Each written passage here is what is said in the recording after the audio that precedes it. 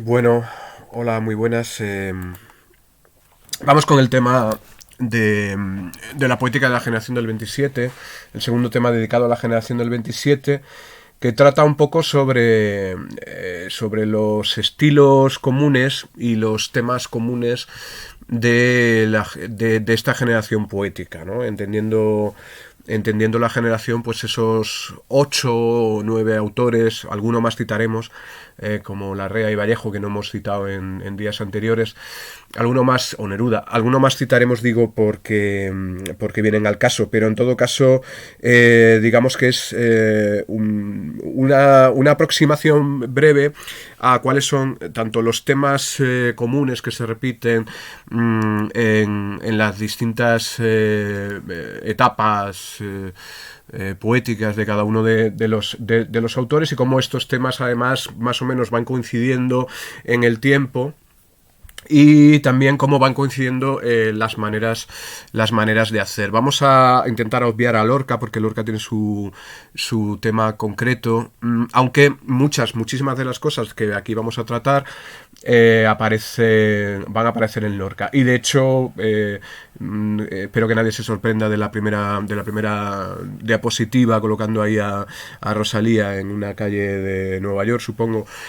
Porque, bueno, pues porque como ya sabéis, ¿no? Su disco, creo que es el segundo disco a su nombre, El Mal Querer, pues bueno, todos los análisis apuntan a que es un disco conceptual, que tiene no poco o mucho de esta mezcla entre tradición y vanguardia, y que desde luego es heredero de estas formas del 27, y en concreto de Lorca, ¿no?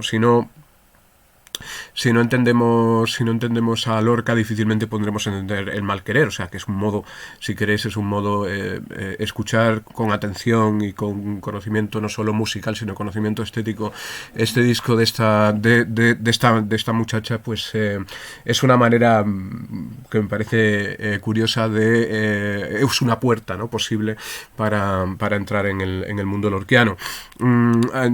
Amén de que, por supuesto, hay otras puertas, claro que sí. Y por eso os he dejado ya ahí un enlace ahí abajo del análisis que le hizo Altozano, creo que se llama Jaime Altozano, y que habla de todas estas cosas. Bien, para empezar, si queréis, podríamos hablar de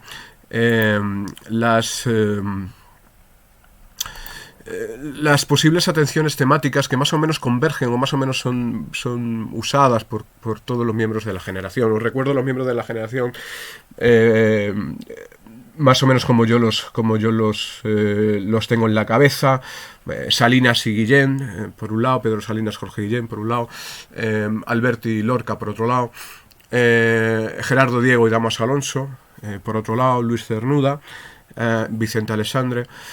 Y creo que con esos vale. Bien, en esta diapositiva he colocado 3 imágenes que corresponden con las 3 posibles atenciones temáticas que vio en su momento el profesor Juan Manuel Rozas en un libro estupendo que se llama La generación del 27 desde dentro, que no es más que una recopilación de textos. No se ve, ¿no? Sí, aquí, La generación del 27 desde dentro. No es más, digo, profesor, por cierto, de la Universidad de Extremadura. Digo, este libro no es más que una recopilación de textos de la propia generación, es decir, de los propios miembros de la generación, de Ortega y Gasset también, etcétera, hablando de todos estos asuntos, y las atenciones temáticas en las que divide la producción de la generación del 27 el profesor Rozas son 3. Por un lado, la ciudad. Es verdad que la ciudad ya había aparecido como elemento temático en poetas anteriores. Recordad el diario de un poeta recién casado de Juan Ramón Jiménez y su apreciación de la ciudad de Nueva York, ¿no?, que tan importante será para luego entender el Nueva York de Lorca, o las ciudades de provincias, que también aparecen, por ejemplo, en la producción de Machado. Sin embargo, la ciudad en estos miembros del 27, en estos poetas que empiezan a escribir más o menos allá por los años los años 20, la ciudad es considerada de 2 modos. Por un lado, como lugar, fantástico lugar de posibilidades y lugar de asombros. Tenemos que tener en cuenta que es la época en la que se popularizan todos los elementos tecnológicos que hacen que la ciudad sea más o menos como la conocemos hoy, es decir, los automóviles, las iluminaciones, las máquinas, la tecnología, los rascacielos, todo eso. Y todo eso es motivo de asombro y de felicidad aparente, es decir, de gusto por lo nuevo. Sobre esto ya hablamos en el primer vídeo, aquel que dedicamos a la cultura de inicios del siglo XX, os remito a eso. Eso por un lado, pero enseguida, en una segunda parte, esta misma ciudad es asumida como lugar de terror, ¿no? Un lugar donde todas las tragedias también pueden ocurrir, lugar de opresión, lugar donde se manifiestan las desigualdades de una manera más clara. Esto lógicamente no solo aparece en la poesía, sino también en otras obras artísticas, como en los cuadros de Malevich, que ya veíamos en ese vídeo que comentábamos en un primer momento, o en novelas del realismo americano, de Steinbeck, por ejemplo, o en el cine, lógicamente, ¿no? Y el fotograma que he colocado ahí, el fotograma es de una película alemana de Fritz Lang, que se llama Metrópolis, que está en YouTube si la queréis ver, aunque sea verla a trozos para que veáis un poco cuál es el estilo y casi la clarividencia, ¿no? De lo que iba a significar las grandes metrópolis, las grandes megalópolis del siglo XX como sitio de opresión para el hombre, ¿no? Así que en un primer momento Salinas, por ejemplo, Pedro Salinas, luego lo veremos, va a flipar con los coches, con la iluminación, etcétera, y al final de su producción, ya pasada la Segunda Guerra Mundial, pues va a asombrarse y a atemorizarse, por ejemplo, con la bomba atómica, ¿no? Que no deja de ser un fenómeno claramente del siglo XX y claramente urbano, ¿no? Y lo mismo sucederá con Damas Alonso, ¿no? Cuyo primer libro, si no me equivoco, se llama Poemas puros, poemitas de ciudad, un libro de juegos poéticos con la ciudad como telón de fondo. Y sin embargo, tiempo después escribirá libros como Hijos de la Ira, del que luego leeremos un fragmento, Hijos de la Ira, en la cual la ciudad aparece como lugar de opresión. Ese es el primer tema, la ciudad del hombre, que dice Rozas. Una segunda atención temática de todos los miembros de la generación es la naturaleza. He colocado ahí a unos agapornis, que como sabéis pues son unos loros pequeños, ¿no? Y que inseparables también se les llama, que viven siempre juntos, siempre en parejas, ¿no? Son fieles como las palomas o los católicos. La naturaleza, digo, es vista también de dos modos, y esto en Lorca lo veremos también. En primer lugar, es vista como libro de símbolos. Este libro de símbolos ya vimos que aparecía tanto en Machado como en la producción segunda, vamos a decir, la producción de Juan Ramón Jiménez, de los libros de Moguer, etcétera, ¿no?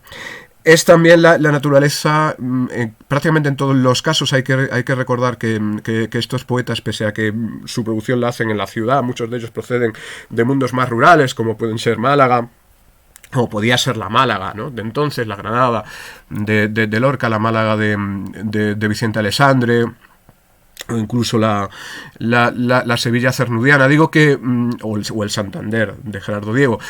Todos estos viven en una infancia, bueno, más o menos rural, o con la ruralidad que más o menos podía tener los finales del XIX y los principios del XX.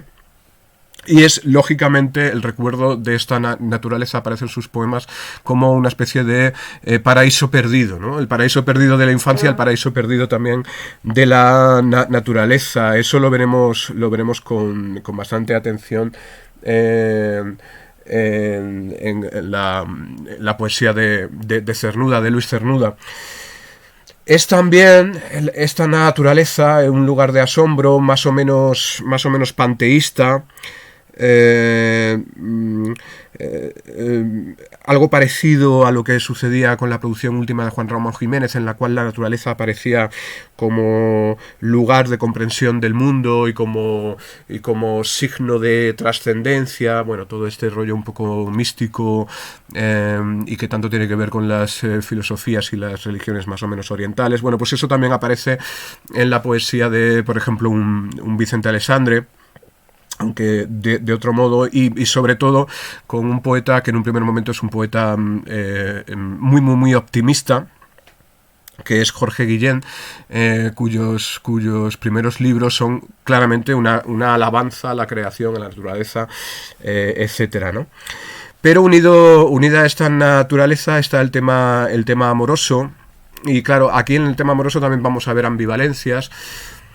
El tema amoroso de una manera feliz o más o menos festiva solo aparece en los libros de Salinas y en sonetos de Gerardo Diego también en algunos momentos de Dámaso Alonso, pero en realidad el amor o los poemas más señeros con tema amoroso de esta generación es cuando este amor es conflictivo, ¿no? Es un nudo de conflictos, es una agonía, una especie de lucha entre dos ámbitos, ¿no? Uno es el ámbito de la realidad y otro es el ámbito del deseo, ¿no? La realidad y el deseo, recordad este nombre, La realidad y el deseo es el título que le dio Luis Cernuda a sus poesías completas.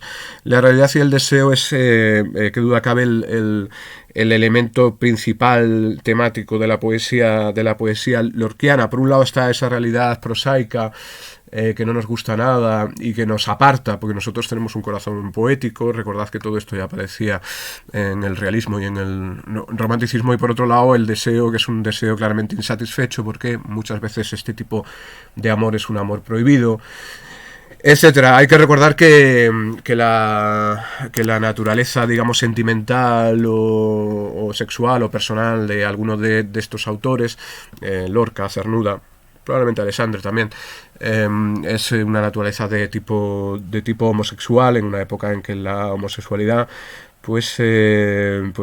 no tenía visos de ser algo como muy aceptado, aunque esto no es del todo cierto, pero no me voy a meter en eso ahora. Desde luego sí que era gente que sufría porque sus deseos se veían frustrados por una realidad, lo recuerdo, realidad y deseo. Sus deseos, digo, eran frustrados por una realidad que no les correspondía, ¿no? Y por último, ya lo siento, no he encontrado una diapositiva más maja para lo que yo quería. Claro, en el momento, esto lo veremos con más detalle después, en un momento en el que Europa se ve asolada por un fantasma, el gran fantasma que recorre Europa, el fantasma de los fascismos y también del comunismo. Recuerdo que la revolución rusa se produce en 1917, pero hay revoluciones más o menos parejas en Alemania y por supuesto hay una polarización, digamos, política muy fuerte, sobre todo después de la Primera Guerra Mundial. Bueno, en todo caso, todo esto empuja. Y en España de una manera especial. Recordemos que en 1931 se proclama la Segunda República. De una manera especial, digo, todos estos poetas, o casi todos, igual habría que excluir, por ejemplo, a Gerardo Diego, todos estos poetas, digo, tienen que tomar partido, ¿no? Es necesario tomar partido. Y bueno, yo creo que casi todos, o por no decir todos, toman partido por el pueblo, toman partido por la República, apoyan de manera clara la República, en concreto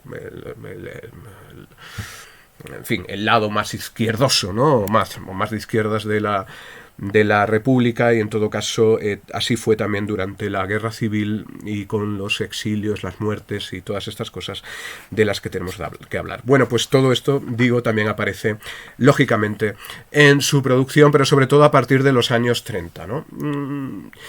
Y además metiendo la cuña, es decir, este compromiso, digamos que la cuña hacia este compromiso paradójicamente va a estar en la puerta o digamos, vamos a decirlo bien, la puerta hacia este compromiso la va a dar el último de los sismos más importante de los movimientos de vanguardia, y que más duración ha tenido y que todavía sigue funcionando, que es el surrealismo, ¿no? El surrealismo, luego lo veremos con calma, tiene una cualidad, que es que bueno, al incidir en la necesidad de tener que meternos en el interior oscuro de nuestra psique y en el interior oscuro de la psique más o menos compartida por todo el mundo, pues saca a la luz lo peor que nosotros llevamos, ¿no? o lo peor que llevamos dentro, y por lo tanto, desde luego, el surrealismo es un movimiento claramente crítico, y de la crítica al compromiso, insisto, solo hay un paso. Bien,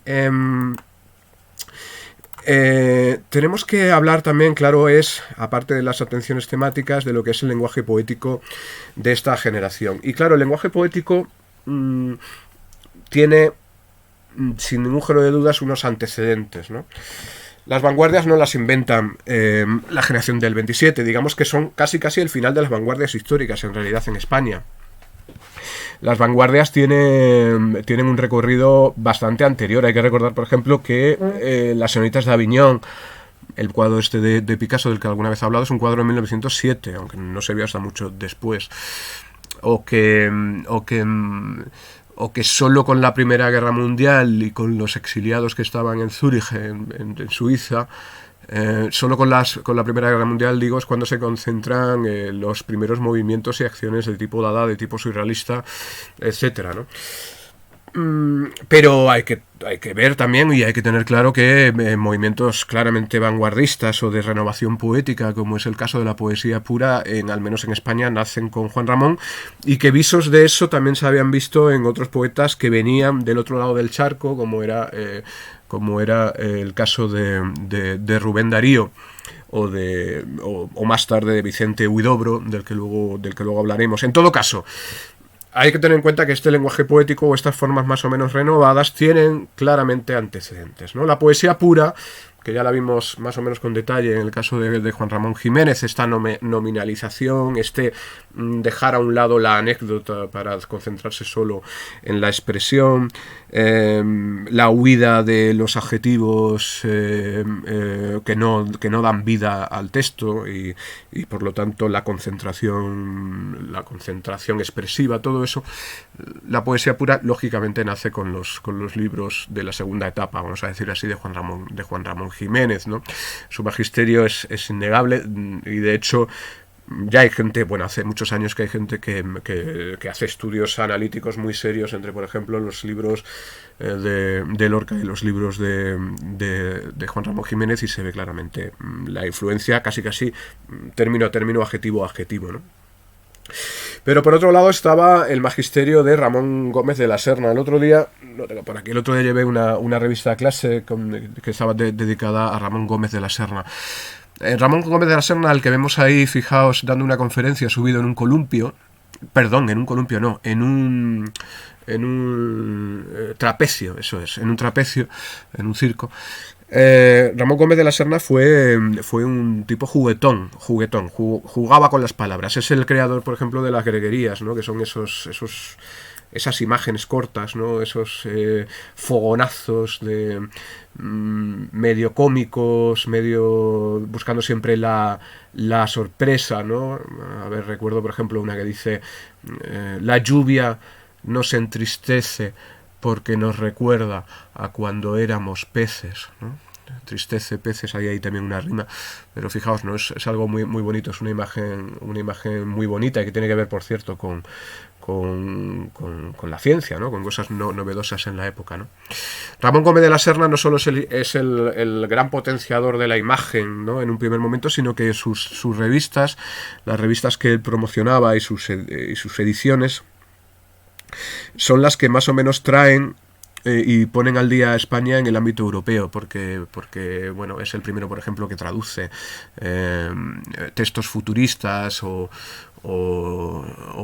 textos del creacionismo europeo, ¿no? Por lo tanto, el juego con las palabras, el juego con la imagen múltiple, con las metáforas asociadas unas con otras, y que eso luego convergerá en el surrealismo. Todo eso ya estaba en la producción de Ramón Gómez de la Serna y de otros prosistas, no solo Ramón, sino por ejemplo hay que recordar el caso de Jiménez Caballero, ¿no? de Ernesto Jiménez Caballero, que es el editor de la Gaceta Literaria, y cuya novela, una novela suya, se llama Yo, inspector de alcantarillas, pues también es una novela de puro juego poético. También autores como Guillermo de Torre, etcétera. Bueno, todo esto, ya digo, es anterior, y esto que vamos a ver en los primeros libros de por ejemplo, un Gerardo Diego, en los primeros libros de Rafael Alberti, pues ya estaba antes, ¿no?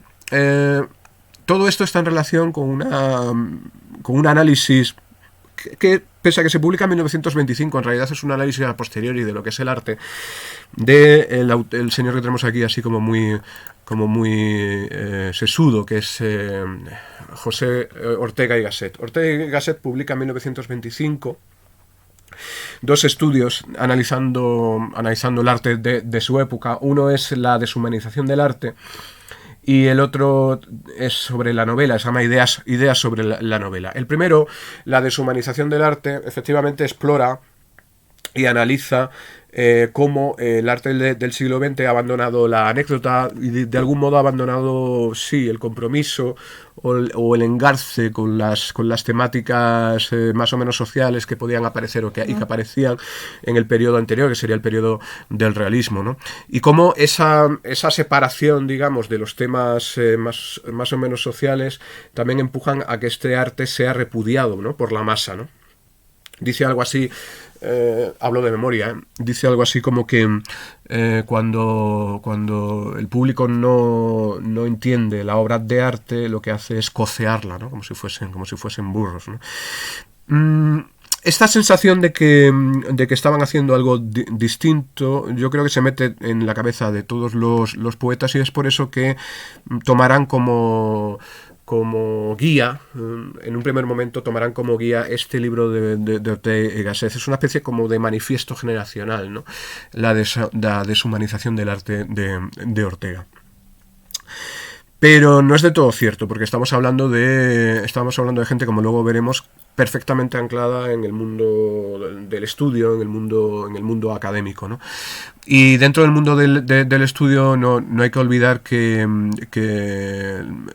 por ejemplo, los hermanos Machado, o poetas un poco mayores que ellos, como Fernando Villalón, ya habían visto en el mundo popular, en el mundo de los juglares, en el mundo de la poesía de tipo tradicional y popular, un referente estilístico, también de concentración, etcétera, que les servía para sus propósitos. Digamos que aquí en el mundo popular hay dos vías, ¿no? Por un lado, el asombro de la perfección formal y de la intensidad expresiva que puede haber en estas manifestaciones poéticas, y por otro lado, cómo estas manifestaciones poéticas pueden servir también de guía para sus propias producciones. Es por eso que vamos a ver libros de Alberti o de Lorca, claramente inspirados en la copla de tipo popular. El señor que he colocado ahí, tan alto y tan gallardo, era Manuel Torre, amigo probablemente íntimo o bastante íntimo de Lorca, y como a Lorca, ya digo, le dedicaremos otra sesión, pues ya hablaremos de Manuel Torre con tranquilidad. Y por último hay que tener muy en cuenta el tema del surrealismo. He colocado ahí a Sigmund Freud, un poco el padre de esta, bueno, no sé cómo llamarlo, de este descubrimiento, ¿no?, del descubrimiento de que dentro de nuestra mente pues hay zonas ocultas que hay que intentar sacar afuera, por ejemplo, con el psicoanálisis, ¿no? Esto lo explica Alfredo muy bien, el tema del ego, del superego, el superyo, bueno, todas estas cosas, ¿no? Y claro, para el arte esto es muy interesante, ¿no? Porque ese fondo o ese pozo sin fondo del inconsciente, pues también puede ser un pozo sin fondo para ideas y para temas, para la expresión poética. Su interpretación de los sueños es publicada en la revista de Occidente muy pronto, es una de las primeras traducciones que se hacen en Europa de este libro capital para entender, por ejemplo, bueno, para entender no, este libro capital para la producción que luego van a tener todos los artistas surrealistas, no solo poéticos, sino también, por ejemplo, pictóricos, como es el caso de Salvador Dalí, o en el cine don Luis Buñuel. Y claro, el surrealismo va a aparecer también bastante pronto en la poética de los autores del 27, y casi todos ellos van a tener más o menos una inclinación con un surrealismo que tiene sus propias características en España. Por ejemplo, el tema de la escritura automática, es decir, que se inventa André Breton, que es aquello de estar escribiendo durante horas, hasta que uno entra en una especie de trance, y entonces ya lo que sale ya sale solo, sin la mediación de la razón, ¿no? Y eso es lo realmente importante. Bueno, es una especie de autohipnosis, ¿no? No sé, creo que se dice así, autohipnosis, ¿no? Para sacar fuera cosas. Bueno, pues en realidad ese tipo de ejercicios no fueron llevados a cabo en España, ¿no? Pero ya veréis cómo bueno, la creación de imágenes, el mundo de los sueños, etcétera, sí que es algo que va a ser aprovechado en libros, por ejemplo, como Sobre los ángeles, de Rafael Alberti. Por lo tanto, el lenguaje poético va a estar preñado de todas estas cosas, ¿no? Por un lado, el tema de la imagen, de la metáfora y el juego poético, que todo eso salió y fue estudiado muy bien por la deshumanización del arte de Ortega, que es además libro que tomarán como referencia y más o menos como guía espiritual los autores del 27 en un primer momento, aunque es un libro más o menos tardío, ya digo, de 1925.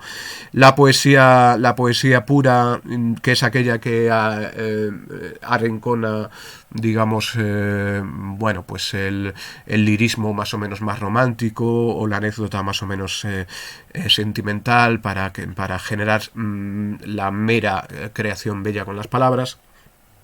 El mundo de lo popular, el mundo de lo popular y del flamenco en particular, o sí, del popular andaluz. Y por último, el surrealismo que aparecerá en las imágenes oníricas, en las imágenes de las metáforas. Bien, la vanguardia es el ámbito en el que crecen todos estos poetas, incluso el sitio más o menos en el que se van a desenvolver, ¿no? En un primer momento esta vanguardia es más o menos feliz. La revista Grecia, bueno, con filiación sobre todo sevillana, es una revista en la que aparecen los primeros textos de uno de los primeros sismos que tienen como procedencia, por un lado, Chile y por otro lado Francia. Me estoy refiriendo al creacionismo. El creacionismo hay que pensarlo como una especie de cubismo poético, ¿no? Si el cubismo, os acordáis que era bueno, pues la práctica pictórica en la cual se nos ofrece, por un lado, las varias o todas las perspectivas posibles del objeto, y por eso se tiende hacia su geometrización. Por otro lado, también es el arte que intenta anular el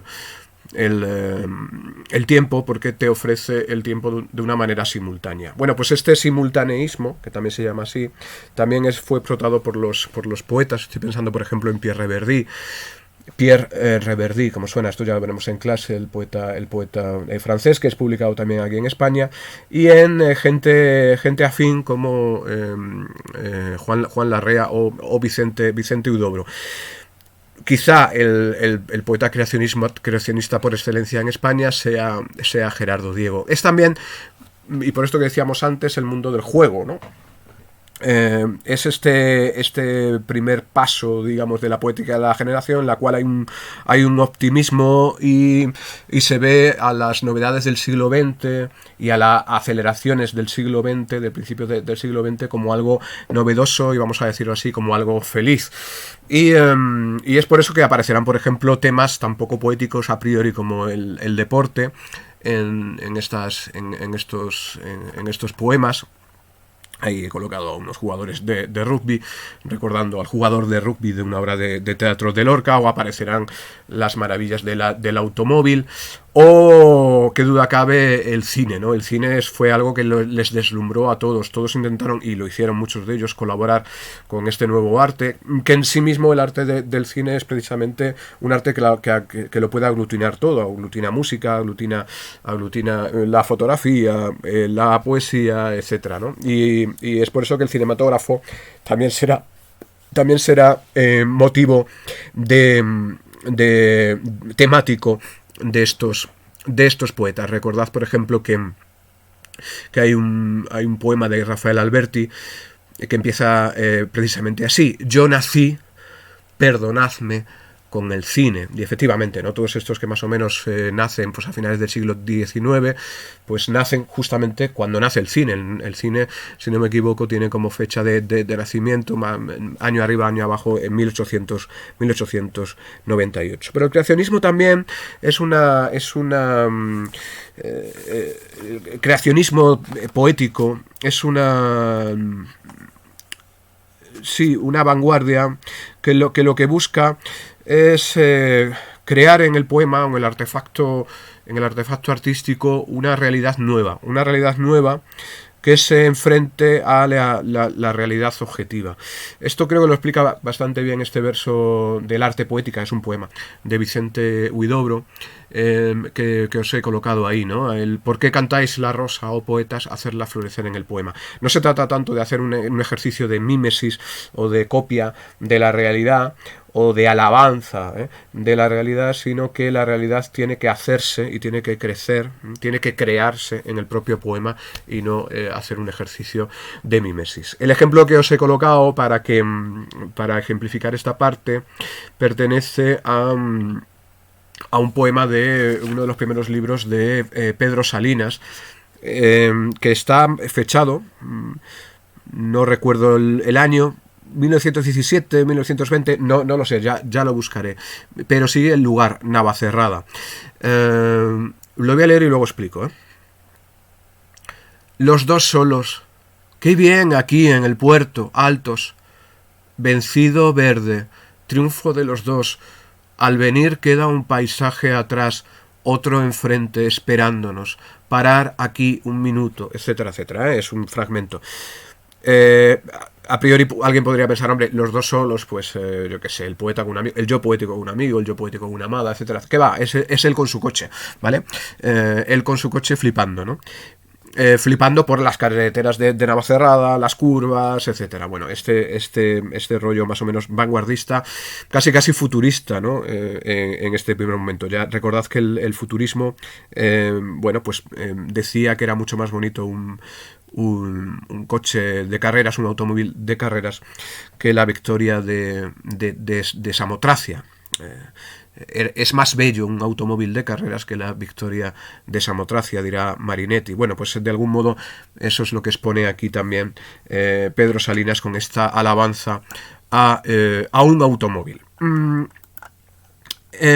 Amén de las vanguardias, hay que tener en cuenta el tema del neopopularismo, el nuevo popularismo.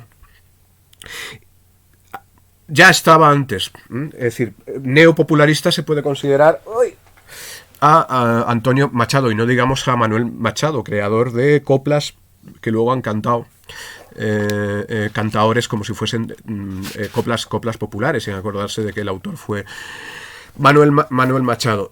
Estos dos hermanos, Manuel y Antonio, son hijos de Antonio Machado Álvarez, Demófilo. Dejo aquí el libro que tengo aquí, ¿vale? Que es una edición facsímil. Esta que tengo yo es una edición facsímil, es decir, editada igual que se editó en su momento la la colección de cantes flamencos de este amigo del pueblo, que eso significa demófilo, que fue el primero que recopiló, digamos, la poesía anónima popular del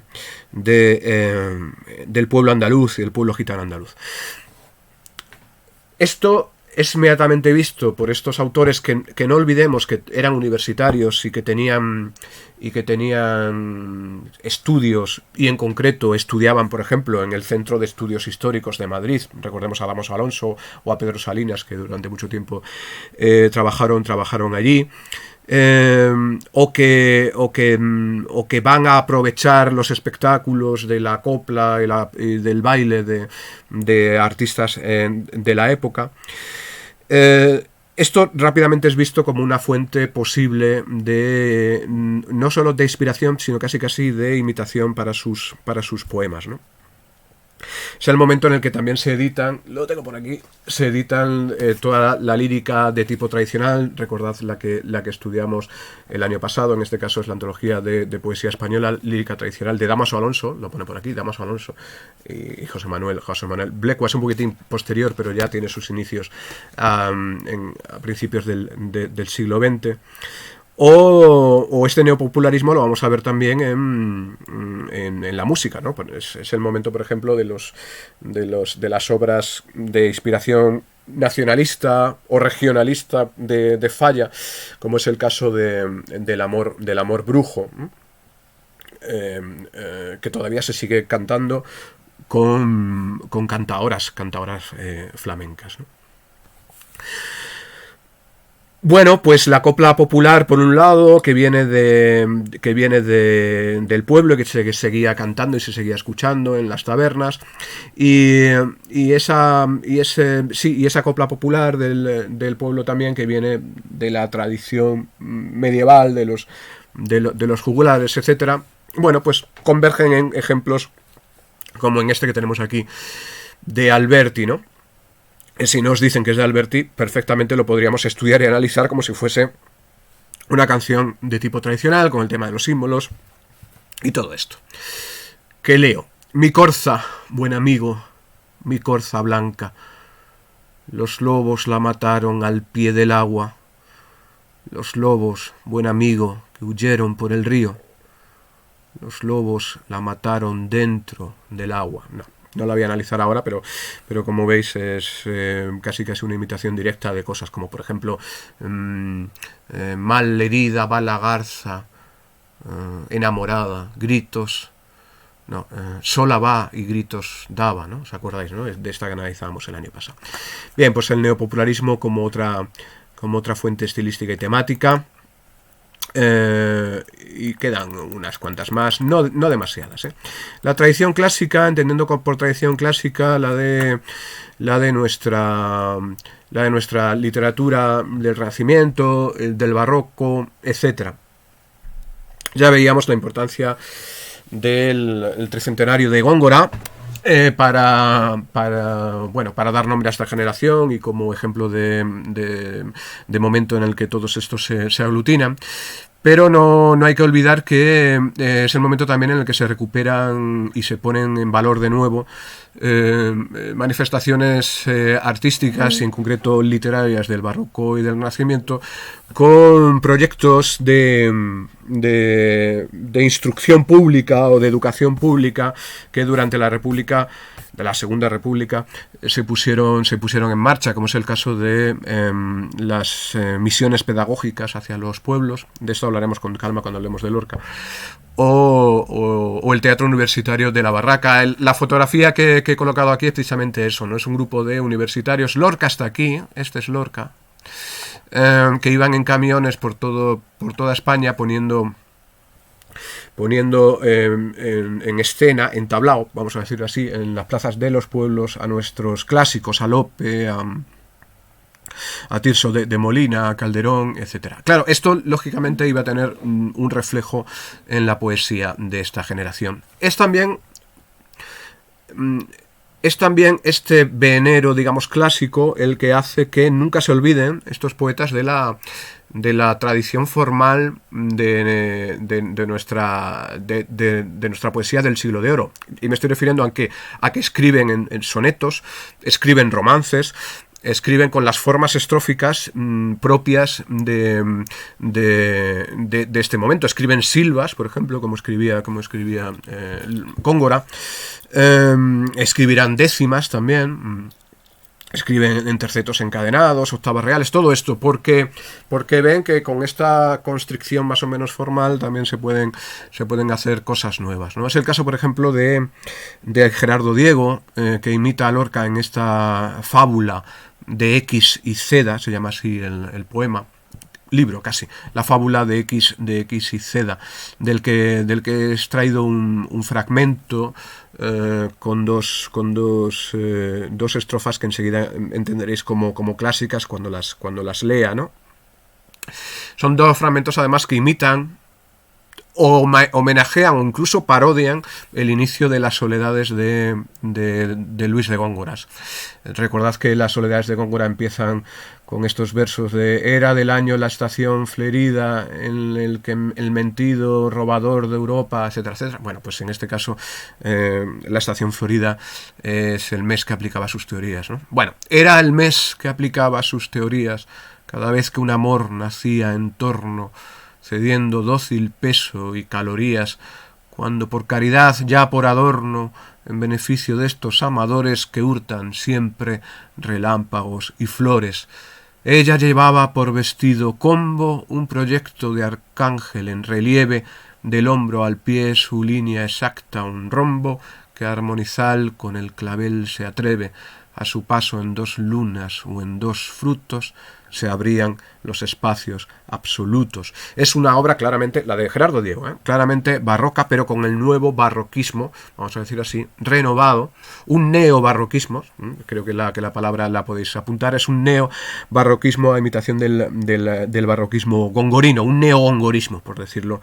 de algún modo, con muchísimo humor, con muchísima ironía, con un talento, bueno, que me gusta mucho Gerardo Diego, vaya.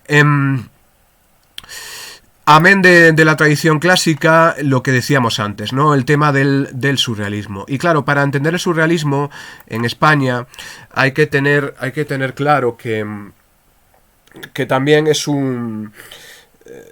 la raíz está en autores que vinieron también de fuera. Lógicamente el surrealismo, el superrealismo, por cierto, por favor, no lo llaméis ni escribáis sub con B, realismo, no es algo que esté por debajo del realismo, al revés, es algo que está más allá del realismo. Por lo tanto, decís superrealismo o surrealismo, que es el calco directamente del francés. Digo que autores extranjeros como César Vallejo, que era peruano, aunque vivía en París, o Juan Larrea, aunque no era extranjero, pero vivió en París toda su vida, son, digamos, los que inician o dan inicio, sí, a un surrealismo español, que en el caso de Vallejo tiene que ver mucho con el mundo de la infancia y con el mundo de lo popular, en concreto con su libro Tilce. En el caso de Juan Larrea, más con el tema de lo místico y de las religiones populares, no occidentales, por decirlo de algún modo, pero en todo caso que son autores en los que se van a fijar mucho los poetas que aquí estamos estudiando. Y claro, sin ningún género de dudas hay que tener también en cuenta que el surrealismo es una vanguardia, o un estilo, vamos a decirlo así, que no solo es poético, ¿no? Y por eso he colocado ahí una foto que me gusta mucho, porque parecen matones italianos, y sin embargo son, por un lado, Salvador Dalí junto a Luis Buñuel, que fueron los primeros que empezaron a hacer cine surrealista con El perro andaluz, ¿no? ¿Cómo se traduce esto en poesía? Pues se me ha caído un libro. ¿Cómo se traduce esto en poesía? Bueno, pues se traduce un libro de fotos. Se traduce en cosas que vamos a ver en Lorca, pero también sí, en una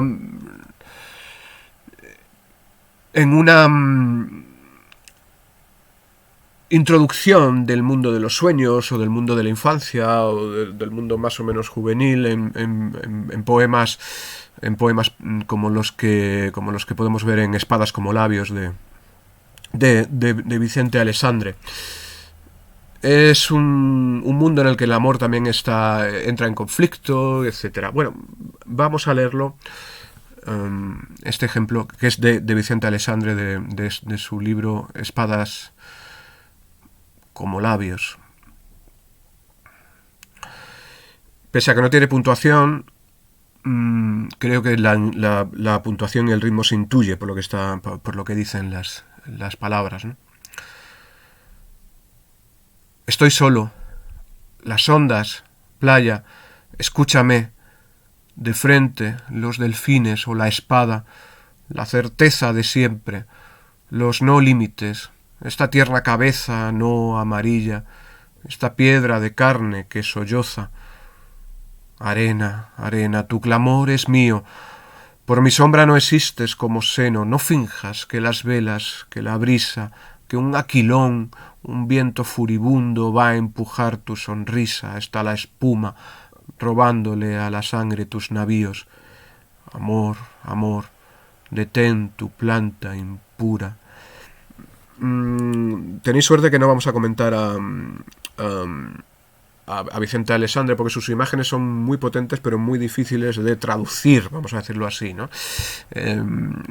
Cosas como esta tierna cabeza no amarilla, esta piedra de carne que solloza, esas mismas cosas las podemos ver, esa cabeza no amarilla o cabeza amarilla si queréis, y esa piedra de carne podemos verlas perfectamente también en óleos de Salvador Dalí, ¿no? Con ese simbolismo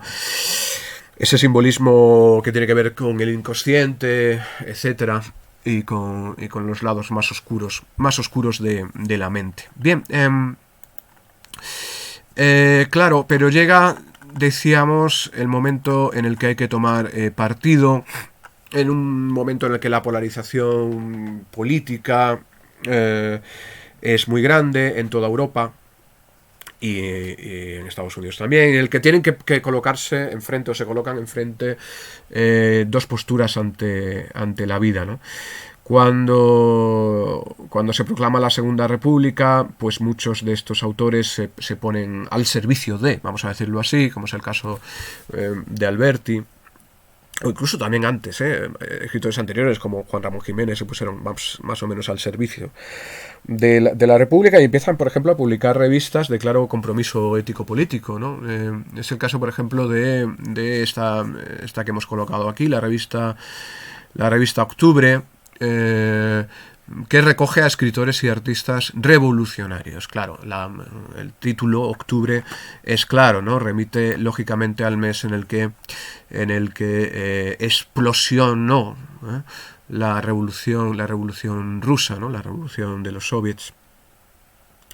Pero claro, es que aquí también había autores claramente comunistas o directamente comunistas, como es el caso de Pablo Neruda, poeta chileno, que tenía un puesto de cónsul aquí en España, que ya había tenido relación epistolar con los autores del 27 y que cuando viene pues funda una revista que tenemos ahí, una foto, una revista muy bonita formalmente. Yo he visto ejemplares, he tenido en mis manos ejemplares de Caballo Verde para la poesía, que no pude comprar en su momento porque lógicamente era imposible, ¿no?, de pagar lo que me pedían. Caballo Verde para la poesía es una revista cuyo primer número tiene unas palabras introductorias de Pablo Neruda en el que aboga por una poesía impura, es decir, por una poesía impura, por una poesía de compromiso social.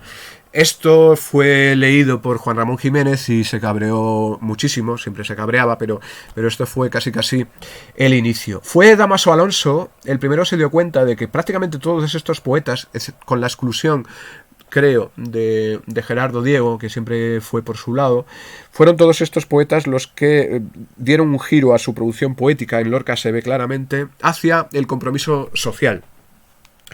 Y quizá el más señero de todos ellos fue Rafael Alberti, ¿no? Sus primeros libros,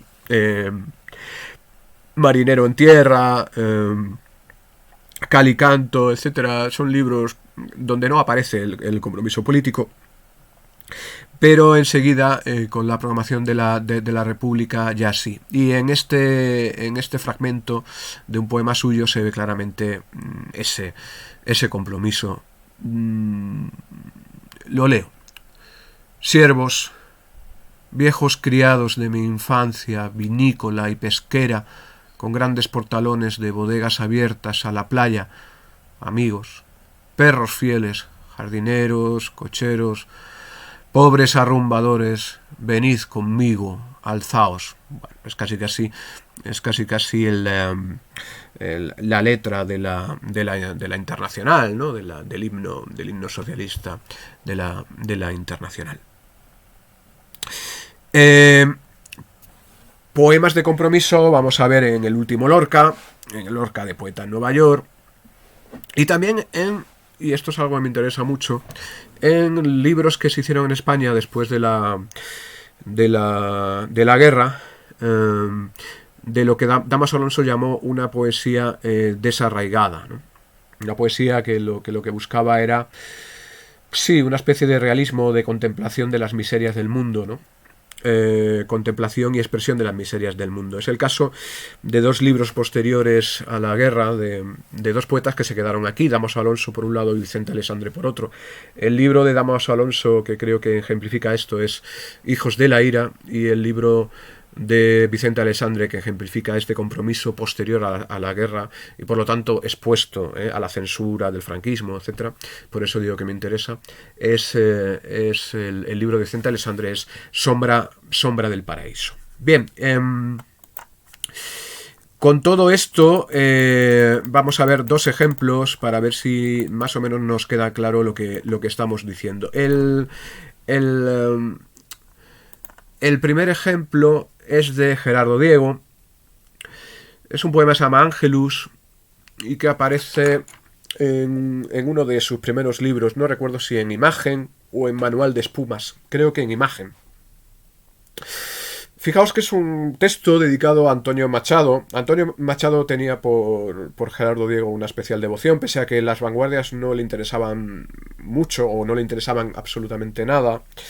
Sí que supo ver en Gerardo Diego a un tipo muy potente poéticamente. Y luego hay cierta relación biográfica, porque ya os dije que Gerardo Diego trabajó en el mismo aula y en el mismo instituto y en el mismo puesto, vamos a decirlo así, que Antonio Machado en Soria. De eso hace justamente 100 años y se está celebrando en la ciudad de Soria, de la llegada de Gerardo Diego allí a Soria.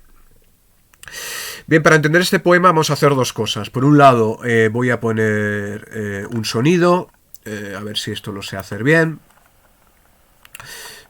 Espero que sí.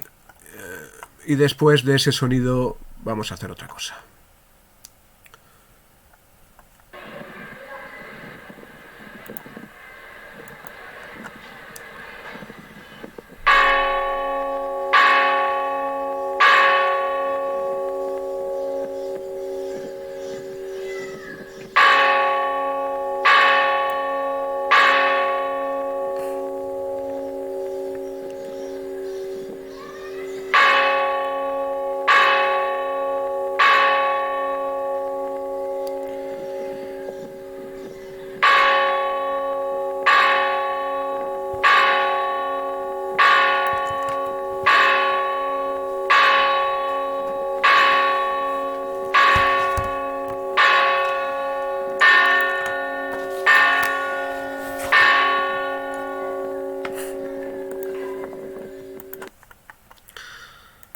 Sentado en el columpio el ángelus dormita. Enmudecen los astros y los frutos, y los hombres heridos pasean sus surtidores como delfines líricos. Otros, más agobiados con los ríos al hombro, peregrinan sin llamar en las posadas. La vida es un único verso interminable. Nadie llegó a su fin. Nadie sabe que el cielo es un jardín. Olvido. El ángelus ha fallecido. Con la guadaña ensangrentada, un segador cantando se alejaba. Bien, he puesto un toque de campanas porque es de lo que habla el texto. Habla del ángelus, es el toque de campanas del atardecer. Un motivo, por cierto, que también aparece en la pintura de la época, en la imitación, en la repetida imitación que hizo, por ejemplo, Salvador Dalí del Ángelus de Millet. En todo caso, es el momento del atardecer. Ese atardecer que también veíamos en Antonio Machado, recordad aquello del yo voy soñando caminos de la tarde, etcétera. Claro, ese momento del atardecer es también el momento del fin, etcétera, etcétera. Las imágenes, pese a que son imágenes como muy avanzadas, ¿no? Aquello de que los hombres heridos pasean sus surtidores como delfines líricos, eso casi es una greguería. Digo, aunque son imágenes muy avanzadas, creo que se pueden perfectamente entender si las enmarcamos dentro de esta idea del fin, del acabamiento, etcétera, ¿no? La imagen final es clarísima, ¿no? Con la guadaña ensangrentada, un segador cantando se alejaba, ¿no? Y muy bonito también el juego con la disposición de las palabras en el papel, ¿no? Hay que leer ese verso central así por dos motivos.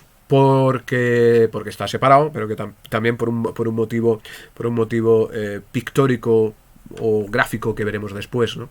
Hay que leerlo así, ¿no? La vida es un... etcétera. Es, digo, una razón también pictórica, porque si os fijáis, el poema dibuja también una campana, y si lo leemos como Dios manda o como nos manda la disposición, vamos a decirlo así, estrófica o de los versos en el papel, pues hay que leerlo con ese vaivén del badajo en la campana, ¿no? Fijaos que se está dibujando, como veis, una campana en el poema. Es un poema perfecto. Y luego, como ejemplo de esta rehumanización, por decirlo así, que se produce durante el surrealismo y luego con los poemas de compromiso, que también pueden usar perfectamente el elemento surrealista. Como ejemplo de esta poesía desarraigada, o esta poesía de compromiso, que se inicia en los años 30 y que aquellos poetas más valientes también practicaron durante la dictadura, leemos para finalizar este Insomnio de Dámaso Alonso, que además creo que viene al pelo para estos días. Estos días he recuperado este poema viendo las noticias de Madrid y creo que viene al caso. La poesía es palabra en el tiempo, que decía Machado, en un sentido clarísimo, en el sentido de que también en un sentido clarísimo, en el sentido de que nunca siempre tiene vigencia, ¿no? Nunca se agota su vigencia. Bueno, leo el poema y con esto cerramos y terminamos. Madrid es una ciudad de más de 1 millón de cadáveres, según las últimas estadísticas. A veces en la noche yo me revuelvo y me incorporo en este nicho en el que hace 45 años que me pudro y paso largas horas oyendo gemir al huracán o ladrar los perros o fluir blandamente la luz de la luna. Y paso largas horas gimiendo como el huracán, ladrando como un perro enfurecido, fluyendo como la leche de la ubre caliente de una gran vaca amarilla. Y paso largas horas preguntándole a Dios, preguntándole por qué se pudre lentamente mi alma, por qué se pudren más de 1 millón de cadáveres en esta ciudad de Madrid, por qué 1.000 millones de cadáveres se pudren lentamente en el mundo. Dime, ¿qué huerto quieres abonar con nuestra podredumbre? ¿Temes que se te sequen los grandes rosales del día las tristes azucenas letales de tus noches. Bueno, pues con esto creo que queda suficientemente explicado el tema de la poética, tradición y vanguardia de la generación del 27. Muchas gracias por vuestra atención.